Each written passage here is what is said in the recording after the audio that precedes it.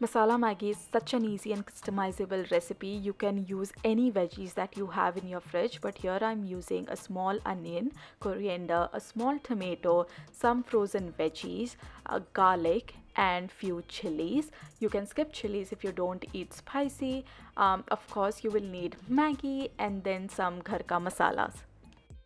Now I like to divide this recipe into two steps. First step being prepping my noodles, and for that I am taking a saucepan and adding a little bit of water to it. I'll let the water simmer.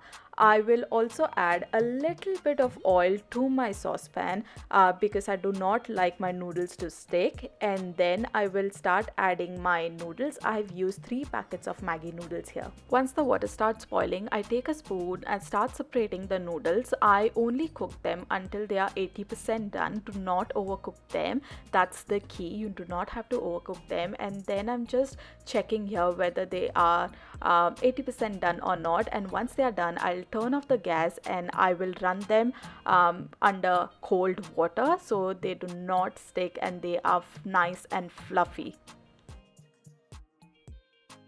Okay, now once our noodles are prepped, let's move on to making our masala for the masala Maggi. In a pan, I'm taking 2 to 3 tablespoons of oil, and once it is heated, I'm putting my onions in it. I will saute the onions for around 2 to 3 minutes. You do not have to make them golden brown. You just have to saute it until they are translucent. Now at this point I like to add garlic and chili.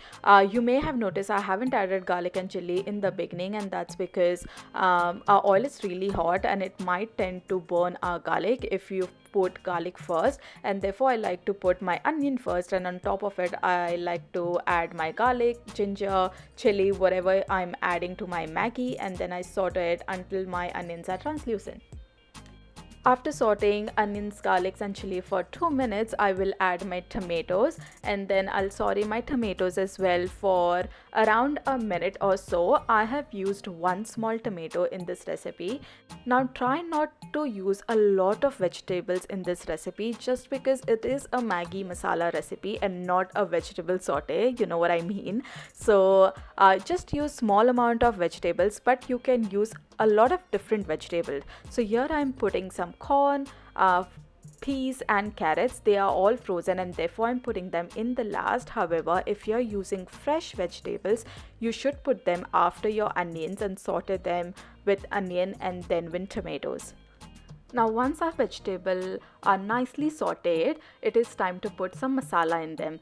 First I'm starting with chili powder, then I will put a teaspoon of cumin powder and then a teaspoon of coriander powder.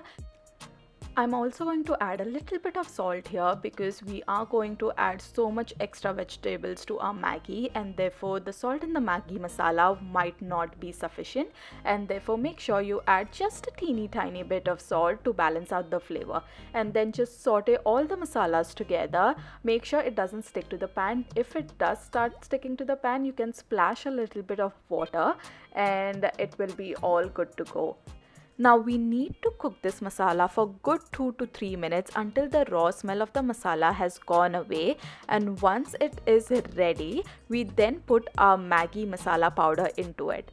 Now because I have used 3 packets of Maggi, I am going to put 3 sachets of Maggi masala powder, and I'm going to combine them well before we put our noodles. Now as you can see, it was a little dry and therefore I'm adding a splash of water so that everything is well combined and we don't get that lumpy masala into our Maggi when we are eating it.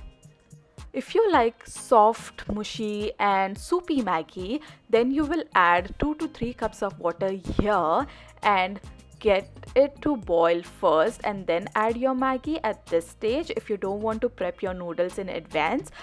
This way you'll get that soupy texture to your Maggi, but I personally like my Maggi to be very dry and therefore I prefer this method.